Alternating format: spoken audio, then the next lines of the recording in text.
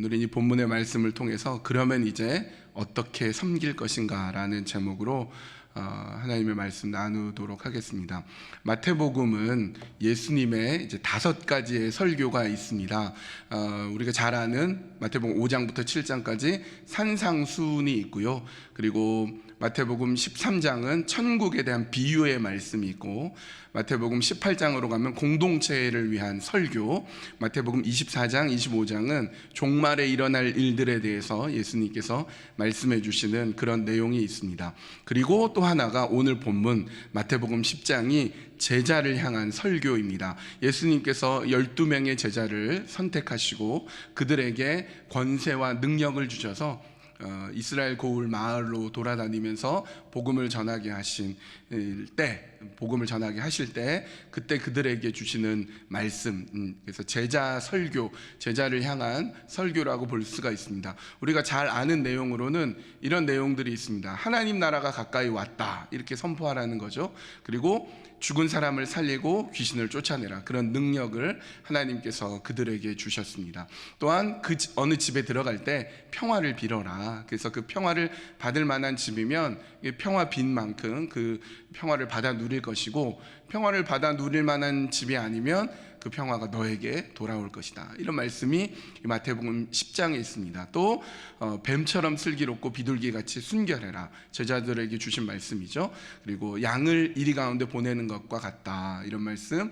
그리고 목숨을 얻으려는 사람은 목숨을 잃을 것이고 목숨을 잃으려는 사람은 오히려 목숨을 얻게 될 것이다, 이런 말씀들이 있는 곳이 바로 마태복음 10장의 말씀이고요. 마태복음 10장의 이제 마지막 부분이 오늘 본문, 우리가 읽었던 본문 말씀이 되는 것입니다.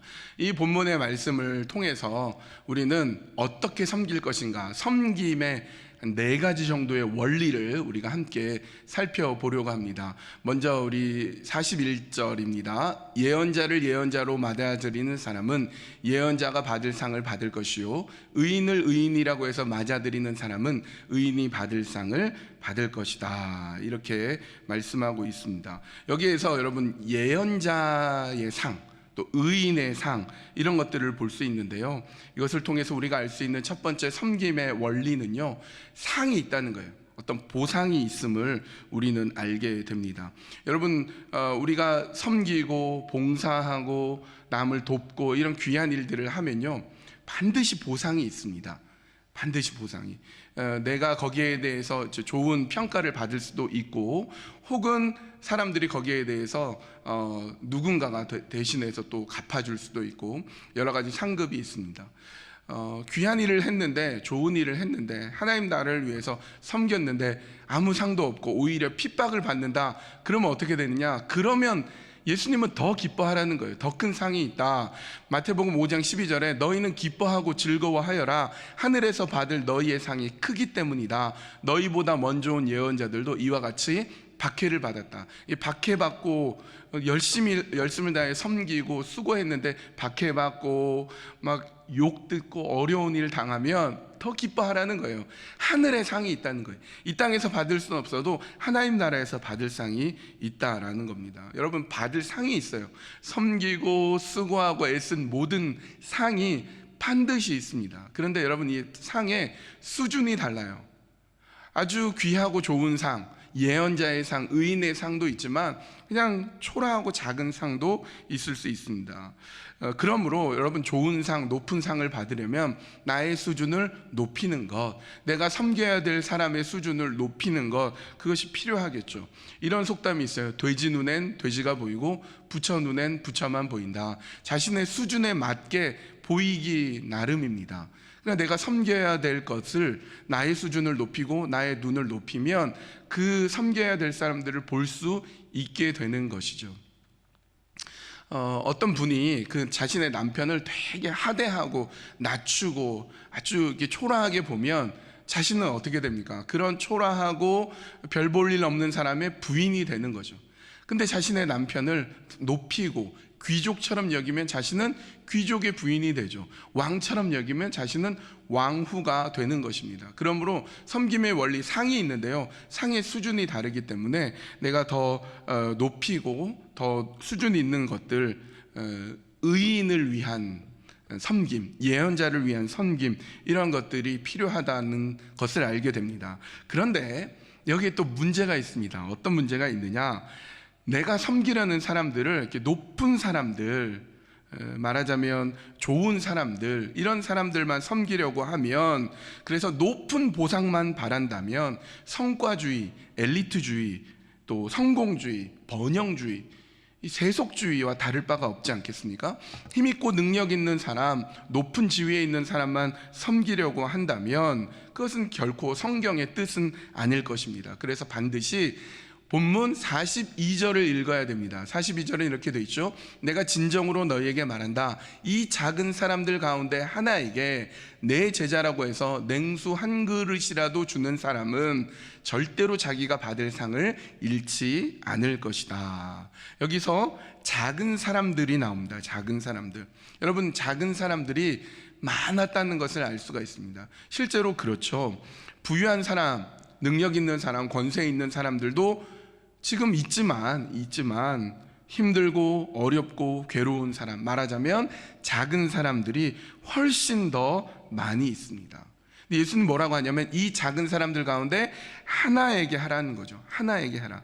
여러분, 작은 사람이 되게 많이 있는데 그 많은 사람들을 우리가 다 챙길 수 없습니다. 그 중에 딱 한 사람, 그 중에 한 사람에게 내가 섬기고 베풀 줄 아는 것, 그것이 필요한 것입니다. 여러분, 아무리 부강한 나라여도요, 가난한 사람을 다 구제하지는 못하더라고요. 나라님도 가난은 없앨 수 없다, 이런 말이 있어요. 세계 최강대국이고 가장 부자 나라이고 권력 있고 힘 있는 나라인 미국에 홈리스가 많이 있습니다. 이 가난한 사람을 다 어떻게 할 수가 없는 것입니다. 그러므로 우리가 하는 것이 뭐냐? 작은 사람 한 사람에게 우리가 섬기고 베푸는 것, 그것이 필요한 것입니다. 그런데 예수님은 이 작은 사람들 가운데 하나에게 내 제자라고 해서, 그러니까 이 작은 사람들이 예수님의 제자인 것을 알게 됩니다. 여러분, 사울이라는 이스라엘 초대 왕 사울은요, 주변에 있는 사람, 자신의 참모들을 아주 잘 나가는 사람, 귀족, 유세력한 사람들, 권력 있는 사람들, 권세가들을 불러 모아서 그들을 자신의 참모로 삼았습니다. 반면에 다윗은 그의 주변에 몰려드는 사람들이 누구냐? 원통한 사람, 빚진 사람, 도망친 사람, 이런 사람들이 그에게 몰려왔습니다. 그런데 여러분, 어떻게 됩니까? 사울은 그런 엘리트들, 그런 대단한 사람들을 불러 모아 자신의 참모로 삼았지만 그가 잘못된 정책을 하는데 그거 하나 브레이크 해주는 사람이 없었습니다. 반면에 다윗은 그 원통하고 초라해 보이는 그 작은 사람들을 데리고 이스라엘 최고 전성기를 이루어내게 됩니다. 여러분, 예수님은 작은 사람들을 그의 제자로 불렀습니다. 대부분이 갈릴리의 어부 출신이고 혹은 갈릴리 빈민 출신의 사람들, 가난하고 초라한 작은 사람들 12명 데리고 제자 삼았습니다. 그런데 그렇게 해서 예수님은 그 12제자로 하여금 세상을 바꾸고 말았습니다. 여러분, 이 예수님의 제자들이 이스라엘 고을의 여러 마을들을 지나갈 때 이스라엘 사람들, 유대 사람들은 그 예수님의 제자들을 뭐라고 봤겠습니까? 불황자로 봤겠죠. 불안당으로 봤을지도 모릅니다. 그냥 뭐 대단해 보이지 않았을 것입니다. 그런데 그 작은 제자들 뒤에 누가 있느냐? 예수님이 계시다는 사실, 그것은 몰랐던 것입니다.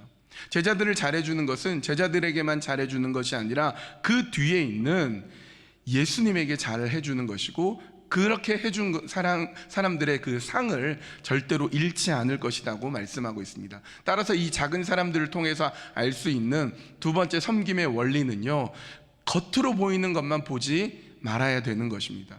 작은 사람을 섬길 때 겉으로 보기 너무 작아 보이고 별거 아니어 보이는 그 사람, 그 뒤에 있는 것을 볼 줄 알아야 됩니다. 가난한 빈민 출신의 12제자들 그 뒤에 예수님이 있다는 사실을 알아야 되는 것입니다. 우리 교회 프리스쿨 유치원이 있습니다. 유치원에서 지금은 아니지만 이제 코로나 전에 혹은 이제 이후에도 하겠지만 일주일에 한 번씩 금요일마다 예배를 드립니다. 80명, 90명 되는 아이들이 교회 본당에 쫙 와가지고 예배를 드릴 때 부목사님들이 돌아가면서 한 번씩 설교를 하는데요, 이 아이들을 보면 다 똑같아 보여요. 다 그냥 어린 아이들이고 그냥 뭐 순진난만한 그냥 작은 아이들에 불과합니다. 그런데 간혹 그 아이들 중에 그 아이들의 부모가 누구인지 아는 경우가 있어요. 한때 잘 가르쳤던 제자가 장성해서 이제 결혼하고 아이를 낳아서 그 아이를 교회에 맡긴다거나, 교회 집사님 중에 이 자녀가 있다거나 그러면 그 아이가 다르게 보이기 시작합니다. 다 똑같은 아이들인데 그 아이는 괜히 잘해주고 싶고 한 번 더 인사해주고 싶게 됩니다. 왜요? 그 아이만 보이는 것이 아니라 그 아이 뒤에 있는 그 부모가 보이기 때문입니다. 여러분, 우리가 섬기려고 할 때요, 그 사람만 보는 게 아니라 그 사람 뒤에 있는 것을 볼 줄 알아야 됩니다. 왜냐하면 여러분, 우리도 그런 존재입니다. 에베소서 2장 10절에 이렇게 말씀합니다. 우리는 하나님의 작품입니다. 선한 일을 하게 하시려고 하나님께서 그리스도 예수 안에서 우리를 만드셨습니다. 하나님께서 이렇게 미리 준비하신 것은 우리가 선한 일을 하며 살아가게 하시려는 것입니다. 여러분, 우리가 어떤 존재인가? 하나님의 작품인 것입니다. 아주 존귀한 자라고 얘기합니다. 우리가 겉으로 보기에 대단한 사람이 어디 있습니까? 다 그런 존재이고 어쩌면 작은 존재일 뿐입니다. 별 볼 일 없어 보입니다. 그런데 하나님은 우리 뒤에 하나님의 놀라운 손길이 있고 우리가 하나님의 작품이라고 말씀하고 있습니다. 우리는요, 어떻게 보면 질그릇에 불과합니다. 별거 아닌 그릇입니다. 대단해 보이지 않은 뭐 금이나 은그릇 아닌 질그릇에 불과해요. 그런데 그 그릇에 하나님이라는 엄청난 보화가 있습니다. 고린도후서 4장 7절, 우리는 이 보물을 질그릇, 우리가 질그릇이죠. 우리 질그릇에 이 보물을 간직하고 있습니다. 이 엄청난 능력은 하나님에게서 나는 것이지 우리에게서 나는 것이 아닙니다 라고 말씀합니다. 여러분, 누구든지 숨겨진 가치가 있습니다. 겉으로 보이는 겉모습만 보고 재단하지 말고 그 뒤에 있는 존귀한 모습을 볼 수 있어야 우리가 제대로 섬길 수 있게 되는 것입니다. 42절을 계속 보면요, 내가 진정으로 너에게 말한다. 이 작은 사람들 가운데 하나에게 내 제자라고 해서 냉수 한 그릇이라도 주는 사람은, 주는 사람, 그럼 우리가 무엇을 줄 것이냐? 존귀하게 대해 주어야 됩니다. 특별히 어떻게 해요? 말과 태도를 통해서 존귀하게 대해 주는 것입니다. 여러분, 사람이 상처를 받는 것은요, 어떤 물리적인 것, 어떤 충격 때문에 상처를 받는 것이 아니라 심리적인 경우가 훨씬 더 많습니다. 여러분, 예를 들어 큰 충돌을 받았다, 어떤 큰 자동차 사고를 당했다, 큰 병에 걸렸다. 그러면 어떻게 합니까? 병원에 가서 치료를 받습니다. 때로는 이겨내고요, 때로는 그 어려움 때문에 상승해가지고 반드시 이겨내고야 말겠다, 그러면서 더욱더 성숙해지는 경우가 있습니다. 그런데 마음의 상처를 받는 경우는 그런 물리적인 어떤 충격, 충돌이 아니라 말, 한마디의 말, 어떤 태도 때문에 낙담하고 낙심하고 상처받고 고민하고 밤새 끙끙 앓는 경우가 훨씬 많습니다. 여러분, 왜 말 한마디, 그게 뭐라고, 그 바르지 못한 태도, 이게 뭐 짜려보는 눈길, 사람을 대하는 태도, 말, 이런 것 때문에 왜 상처를 받을까요? 인간은 영적인 존재이기 때문에 그렇습니다. 인간은 동물, 인간은 이 짐승이 아니기 때문에 그렇습니다. 개라든지 고양이를 키우고 있는 분들은 아실 거예요. 저희 집에서 키우는 고양이에게 제가 막 짜려보고 막 뭐라고 혼내고 그런다고 고양이는 절대로 상처받지 않습니다. 이 고양이 2마리 중에 1마리한테 저는 가끔 돼지야 그러거든요. 돼지, 너무 먹어가지고 돼지야. 근데 고양이가 어떻게 나한테 돼지라고 말하냐 그러면서 상처받고 밤에 잠 못 자고, 절대로 그렇지 않습니다. 사료를 주면 또 좋다고 찾아옵니다. 상처받지 않아요. 그러나 인간은 말 한마디에 상처를 받습니다. 태도 하나에 콱 하고 무너집니다. 한마디의 말, 경멸하는 태도, 그것이 사람을 무너지고 상처받게 합니다. 왜요? 인간은 영적인 존재이기 때문에, 인간은 인격적인 존재이기 때문에 그렇습니다. 그래서 여러분들이 누군가 마음에 안 드는 사람이 있으면 직설적으로 얘기하기보다는 칭찬과 격려, 그리고 사랑을 담은 충고를 통하면 훨씬 더 그 사람이 바뀔 수 있습니다. 상처받지 않고 그 사람이 새로워질 수 있는 것이죠. 그러므로 우리의 섬김에 대한 세 번째 원리는 말과 태도를 통해서 존귀하게 존중해 주면서 섬기는 것입니다. 네 번째는요, 역시 42절 말씀, 내가 진정으로 너에게 말한다. 이 작은 사람들 가운데 하나에게 내 제자라고 해서 냉수 한 그릇이라도 주는 사람은, 냉수 한 그릇이 나옵니다. 냉수 한 그릇. 여러분, 여기서 말하는 냉수 한 그릇은 뉘앙스상 그냥 보잘것없는 하찮은 것 베풀어 줘도, 냉수 한 그릇 같은 그냥 값어치 없는 것 베풀어 줘도 섬기고 대접하면 반드시 받을 상이 있다, 그런 뉘앙스로 읽힙니다. 그러나 그렇습니까? 그렇지 않습니다. 현재 이 작은 사람들이 누구입니까? 12명의 제자들이고요. 이들이 처해 있는 상황은 유대 고을로 돌아다니면서, 유대인들 마을마다 돌아다니면서 귀신을 쫓아내고 질병을 고치고 복음을 선포하는 일들을 했습니다. 어떤 집은 환영을 하고요, 어떤 집은 박대하기도 했습니다. 그 더운 때에 하루 종일 돌아다닐 때 이 제자들에게 필요한 것이 무엇이냐? 가장 귀한 것이 무엇이냐? 냉수 한 그릇입니다. 그 더운 중동 지역에서 냉수 한 그릇 얻는 것 쉽지 않습니다. 냉장고가 있는 때도 아니고요. 어떻게 냉수 한 그릇을 준비하느냐? 새벽에 일찍 우물가에 가서 시원한 물을 길어다가 그 집에서 가장 선선한 곳에 그 물을 보관해 두었다가 아끼면서 마시는 거죠. 그 냉수 한 그릇을 처음 보는 사람, 어떻게 보면 불황자처럼 보이는, 초라해 보이는 12명의 제자들이 왔을 때 그들 중에 하나에게 이 시원한 냉수 마시세요 라고 주는 것 어려운 일이죠. 그런데 이 제자들에게는 딱 필요한 것입니다. 딱 중요한 것입니다. 그러므로 이 냉수 한 그릇을 통해 무엇을 알 수 있느냐? 딱 필요한 사람에게 딱 필요한 것, 이것이 섬김의 원리가 되어야 됩니다. 우리는 어떻게 섬기느냐? 정말로 필요한 사람에게 정말로 필요한 것으로 섬겨야 됩니다. 여러분, 상다리 부러지는 음식이라도 이미 밥을 먹고 배부른 사람한테는 별로 반갑지 않은 것입니다. 푹신푹신하고 아주 편안해 보이는 침대도요, 잠을 실컷 자고 난 사람에게는 줘도 별로 소용이 없습니다. 근데 하루 종일 굶고 힘들어하는 사람에게는 밥 한 공기, 따뜻한 밥 한 공기가 그렇게 좋을 수가 없어요. 왜냐하면 딱 필요한 사람에게 딱 필요한 것이기 때문에 그렇습니다. 섬김은 딱 필요한, 바로 그 사람에게 정말로 필요한 것을 제공해 주는 것입니다. 그러면 그 섬김을 받은 사람은 평생 그 섬김을 잊지 못하는 것입니다. 하나님도 그렇게 잊지 못하는 사람의 그 섬김 기억하여서 상을 준비해 주시는 것이죠. 한겨울에 어느 교회 목사님이 들려준 이야기입니다.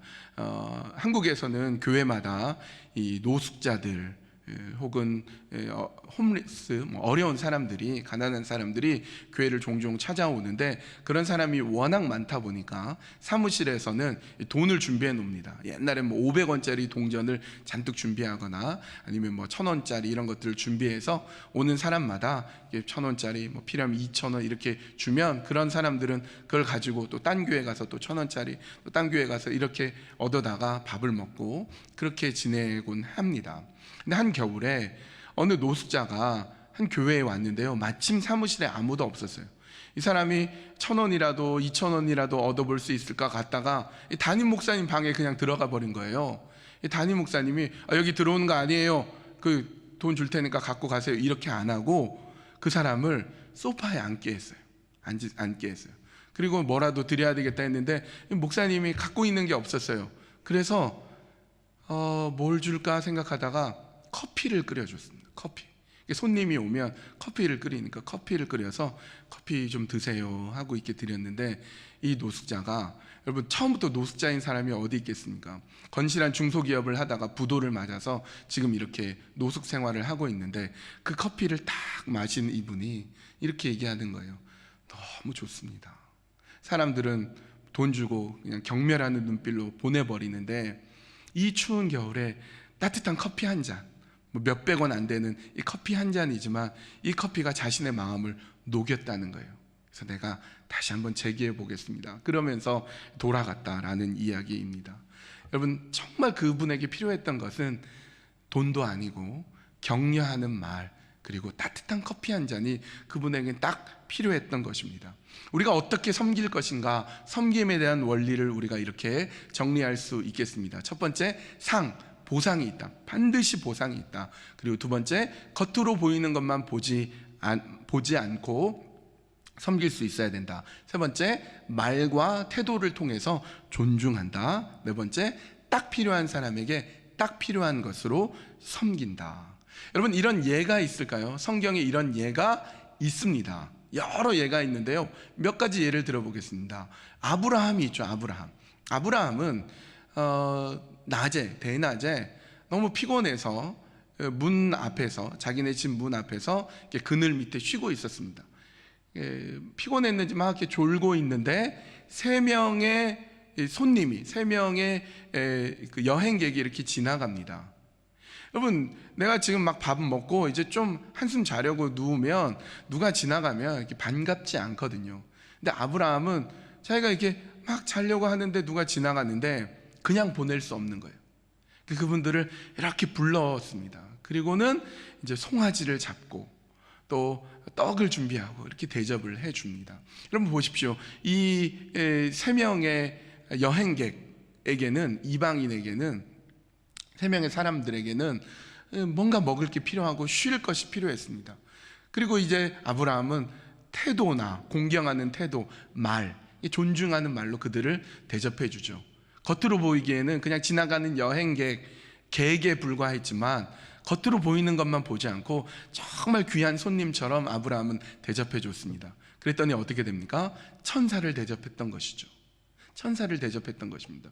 또 누가 있습니까? 라합이라는 사람이 있죠. 라합은 그 여리고성에서 주막을 하고 있는, 여관을 하고 있는 사람인데요, 그 라합의 집에 누가 찾아오냐면 두 명의 정탐꾼이 찾아옵니다. 라합은 어떻게 합니까? 그들을 숨겨주죠. 그들에게 중요한 정보를 또 제공해 줍니다. 그들에게 딱 필요한 것을 얘기해 줍니다. 말과 태도를 통해서 라합은 이렇게 말합니다. 당신들이 믿는 하나님 나도 믿는다. 그 놀라운 하나님 나도 믿는다. 이 얘기를 하는 거죠.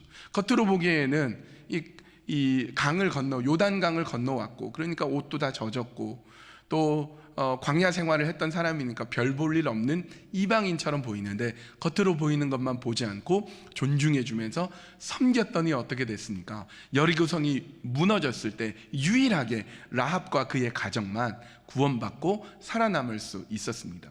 또 누가 있습니까? 보아스 같은 경우가 있죠. 보아스, 룻이라는 이방 여인이 그의 시어머니 나오미를 데리고 베들레헴으로 와서 이삭 줍기를 합니다. 그때 보아스가 그 여인을 보고 이삭을 더 준다든지 시원한 물을 마시게 해준다든지 딱 필요한 사람에게 딱 필요한 것으로 섬기죠.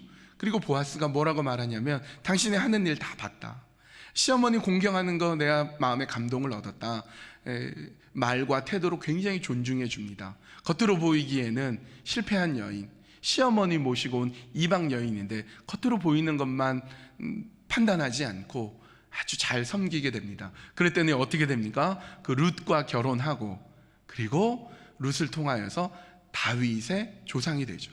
예수 그리스도의 족보에 들어가는 사람이 바로 보아스가 됩니다. 그리고 또 누가 있을까요? 구레네 시몬입니다. 제가 이 구레네 시몬을 이야기하고 싶어서 이 긴 이야기를 했습니다. 구레네 시몬은 어떤 사람인가? 우리 마가복음에는 이렇게 되어 있습니다. 마가복음 15장 20절 21절, 이렇게 예수를 희롱한 다음에 그들은 자색 옷을 벗기고 그의 옷을 도로 입혔다. 그런 다음에 그들은 예수를 십자가에 못 박으려고 끌고 나갔다. 그런데 어떤 사람이 시골에서 오는 길에 그곳을 지나가고 있었다. 그는 알렉산더와 루포의 아버지로서 구레네 사람 시몬이었다. 그들은 그에게 강제로 예수의 십자가를 지고 가게 하였다. 구레네 시몬이라는 사람, 우리가 잘 알죠. 예수님의 십자가를 대신 지고 간 구레네 시몬이라는 사람이 나옵니다. 마태복음에서는 구레네 사람 시몬에게 억지로 십자가를 지고 가게 했다, 그걸로 끝인데, 마가복음은 보다 더 자세하게 나오는데, 이 구레네 사람 시몬이 알렉산더와 루포의 아버지이고 시골에서부터 온 사람이다. 이렇게 얘기하고 있습니다. 그러니까 이런 거예요. 예수님께서 온갖 수모를 당하고 온갖 어려움을 당한 다음에 골고다로 갈보리 언덕으로 십자가를 지고 가야 되는데 십자가를 질 수가 없는 거예요. 너무 지치고 너무 힘드셔서 지고 갈 수가 없는데, 마침 시골에서부터 그 유대 예루살렘의 명절을 지키기 위해 온 수많은 사람 중에 시골 출신의 시몬이라는 사람이 있었습니다.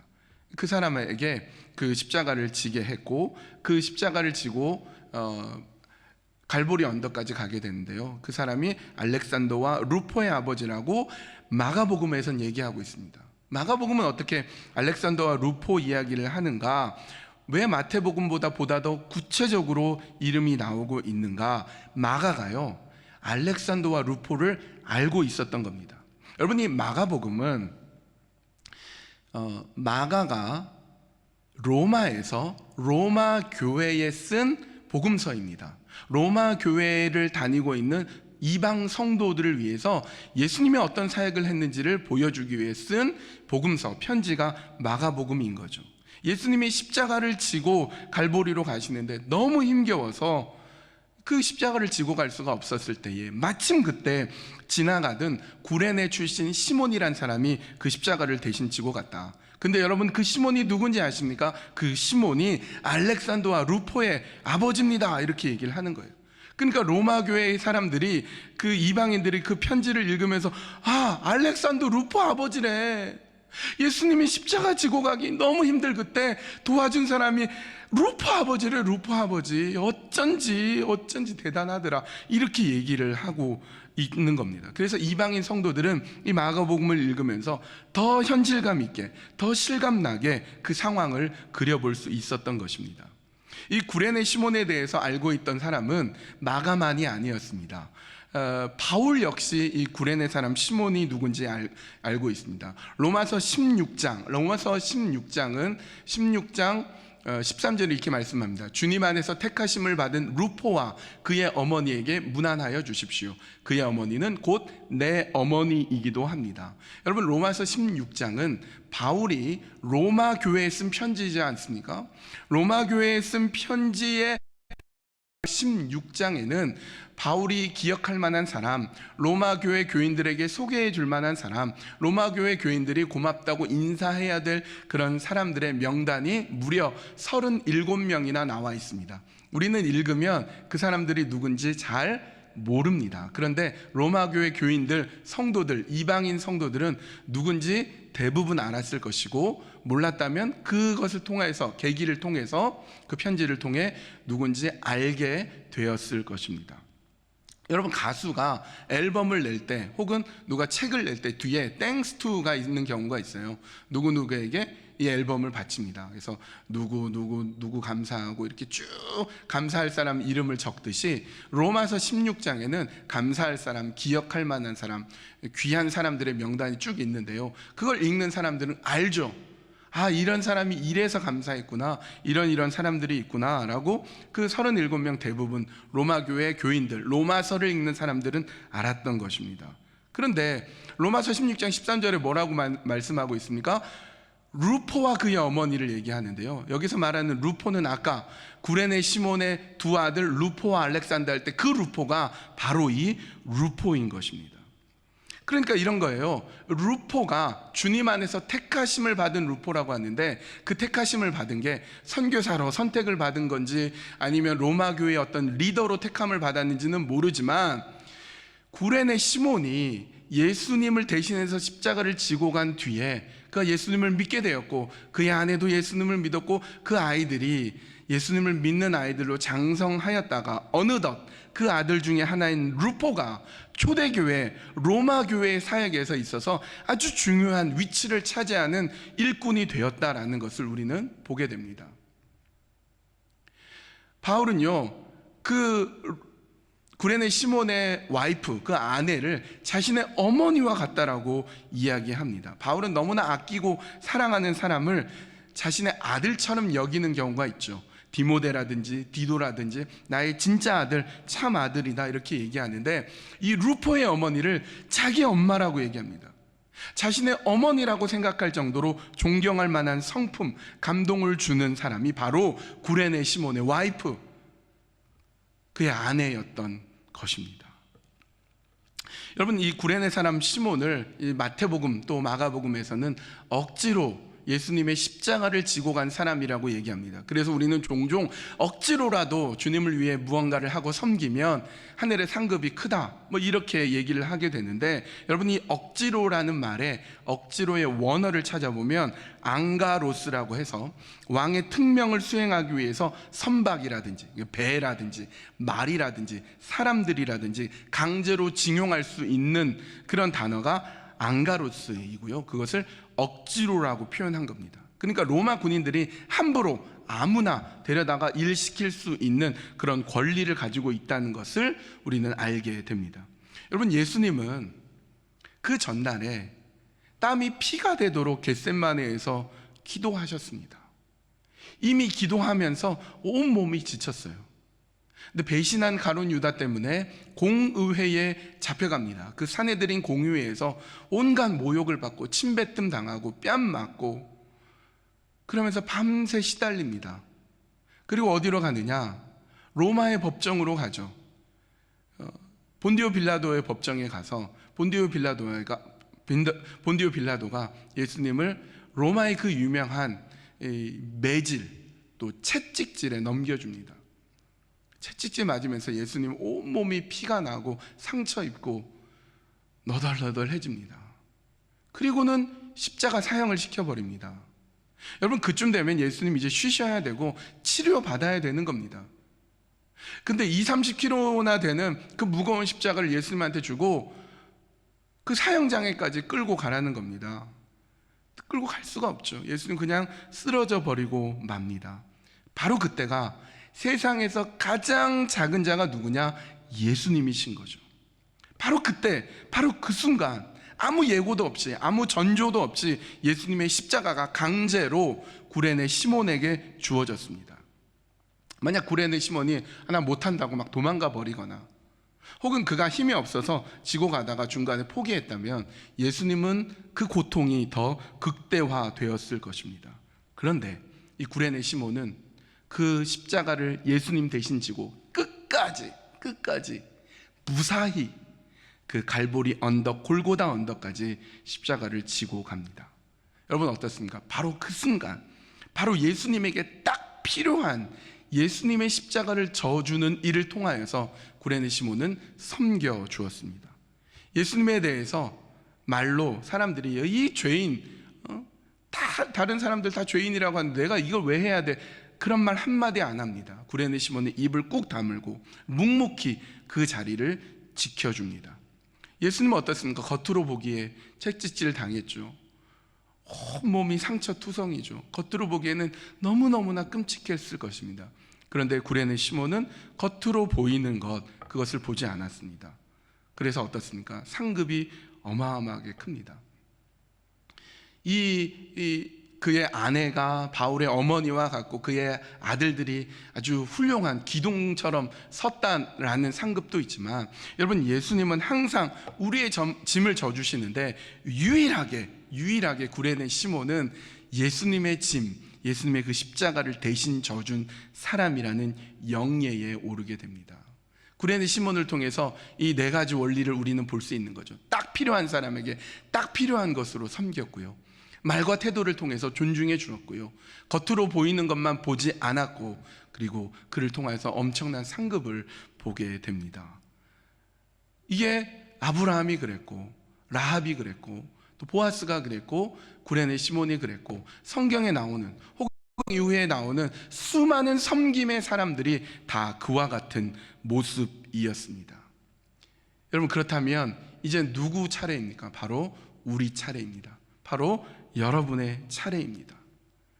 여러분, 하필이면 이 시대가 어떤 시대이냐? 전염병이 창궐하는 시대입니다. 코로나 바이러스로 인해서 전 세계가 앓고 있는 이런 시대입니다. 고통당하고 경제적인 건 경제적인 것대로, 또 우리가 움직이지 못하니까 답답한 건 답답한 대로 어려운 시기에, 하필이면 이 시기에 우리가 이 자리하고 있습니다. 그런데 딱 필요한 사람들이 있죠. 여러분들이 가족들이 다 절망해 있고 사람들이 다 불안해 있을 때 나 혼자, 나 한 사람이라도 깨어 있다면, 나 한 사람이라도 깨어 기도하고 나 한 사람이라도 바르게 서 있다면 우리 가정 살릴 수 있습니다. 나 한 사람이라도 바르게 서 있다면 그러면 이 사회를 세울 수가 있습니다. 딱 필요한 사람에게 딱 필요한 것으로 공급해 주고, 겉으로 보이는 것, 겉으로 보이는 모습 때문에 쉽게 재단하지 않고 그 뒤에 있는 하나님의 역사하심, 하나님의 인도하심을 바라보고 말과 태도로, 우리가 경제적으로 엄청나고 대단한 것 못해주더라도 말 한마디 힘냅시다, 태도 하나 우리 일어납시다, 이런 태도를 통하여서 섬길 수 있습니다. 그럴 때 여러분, 이 어려움 시대가 지나간 다음에 하나님의 놀라운 보상이 우리에게 있을 것입니다. 여러분, 이 시간 함께 기도했으면 좋겠습니다. 이 네 가지 원리, 하나님, 내가 하나님의 보상, 하나님의 상급이 있음을 분명히 기억하여 하나님 그 상급에 따른 올바른 섬김을 하게 해주시고, 겉으로 보이는 모습, 겉으로 보이는 것이 아니라 그 뒤에 있는 하나님의 보화, 하나님의 그 놀라운 비밀이 있음을 알며 사람들을 대할 때 겉으로 보이는 것만 대하지 않게 해주십시오. 내가 뭐 대단한 것 도울 수 없어도 말로, 따뜻한 말로, 올바른 태도로 남을 섬기고 도와주게 해주십시오. 하필 이때에, 하필 이 시기에 어려움과 고통을 당하는 그 작은 한 사람 내가 섬길 수 있게 해주십시오. 하나님, 내 마음을 열어주시고 내가 진정으로 섬기게 할 수 있는 사람이 되게 하여 주시옵소서. 우리 한 목소리로 기도하며 나아가겠습니다. 하나님, 온 세계가 어려움 가운데 있습니다. 특별히 미국은 수많은 코로나 바이러스 확진자와 사망자가 있습니다. 어렵고 앞이 캄캄하고 힘든 이때에 우리가 무엇으로 섬길 수 있으며 어떻게 섬길 수 있겠습니까? 그러나 하나님, 우리가 오히려 이때에 깨어 기도하며 깨어 하나님의 뜻을 구하며 깨어 섬기는 자로 이 일을 잘 감당할 수 있게 하여 주십시오. 누군가 좌절해 있거나 눈물 흘리고 있거나 아파하고 불안해하는 사람이 있다면 그들에게 손 내밀어 줄 수 있게 해주시고, 따뜻한 말 한마디, 그들을 일으켜 줄 수 있는 태도 하나로 그 초라해 보이고 절망해 보이고 낙담해 보이는 그 사람 뒤에 있는 하나님의 놀라운 그 보물을 발견할 수 있도록 인도하여 주시옵소서. 딱 필요한 사람에게 딱 필요한 것들을 공급해 줄 수 있는 마음을 허락해 주시고, 지극히 작은 자 하나에게 한 것이 곧 우리 주님께 한 것임을 깨달아 알아 하나님의 기뻐하시는 뜻을 이루어 갈 수 있는 섬김의 자로, 섬기는 자로 우리가 모두 서도록 인도하여 주시옵소서. 온전히 주님께 맡겨드리오며 예수님의 이름으로 기도합니다. 아멘.